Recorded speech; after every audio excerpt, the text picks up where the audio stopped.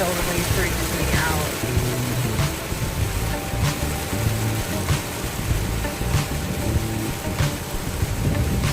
I get total anxiety driving in this stuff. Does anybody else? This is just crazy. Nice little rain, I don't mind, but this stuff is where you can hardly see when you're driving and you're doing about 25, 35 on the expressway. That's crazy. We just went through a horrible scare. We were doing like 25, 35 miles an hour.